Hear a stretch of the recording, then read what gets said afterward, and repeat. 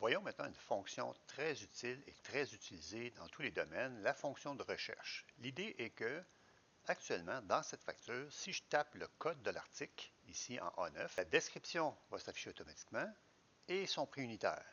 Il me reste simplement à ajouter la quantité pour voir apparaître son coût total à l'aide d'une formule. Dans A9, si je tape 1005, rien ne se passe. En effet, je dois implanter une fonction de recherche là où je souhaite voir les valeurs s'afficher automatiquement. Mais d'où viennent ces valeurs?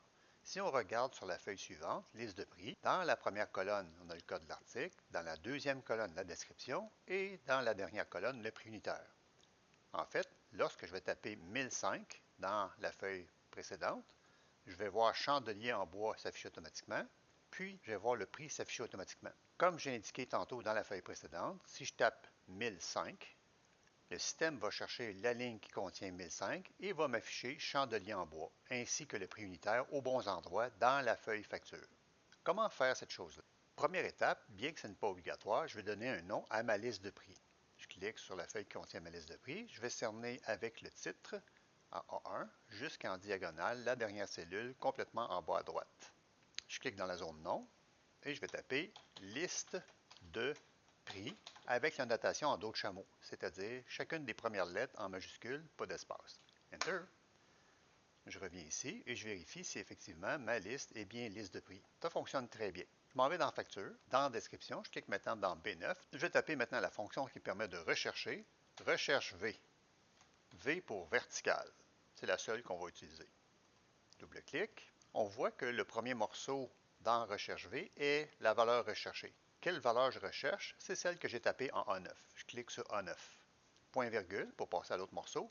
Table ou matrice, c'est la liste de prix avec le nom que j'ai donné. Je vais donc taper liste de prix qui apparaît dans la liste ici.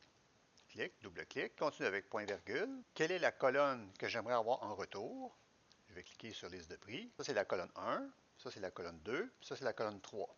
Moi, ce que j'aimerais, c'est que lorsque je cherche 1005, je vais avoir la colonne 2, la valeur de la colonne 2. Je reviens en facture. J'enlève les déchets qui sont ajoutés parce que je suis allé sur la feuille suivante jusqu'au point virgule, et je vais taper 2. Ferme la parenthèse, il n'y a rien d'autre à rajouter. Enter. Chandelier en bois, et je vais essayer maintenant 1004. Chandelier en bronze. Je retourne sur la liste de prix. 1004. 1004. Chandelier en bronze, ça marche. C'est la même chose pour le prix unitaire. Sauf que, au lieu d'avoir la colonne 2, c'est la colonne 3. Je reviens dans le prix unitaire. Tape égal. Toujours recherche V. Quelle est la valeur recherchée? C'est toujours le code de l'article. Je clique A9. Point virgule, dans quel tableau? Dans le tableau que j'ai nommé liste de prix. Double-clic, point virgule, quelle colonne? C'est la colonne 3 maintenant. Fermez la parenthèse. Enter. Tout ce qui me reste à spécifier maintenant quand je complète la facture, c'est moi-même d'indiquer la quantité et de faire la formule en conséquence pour le coût total, c'est-à-dire 3 fois 68,99.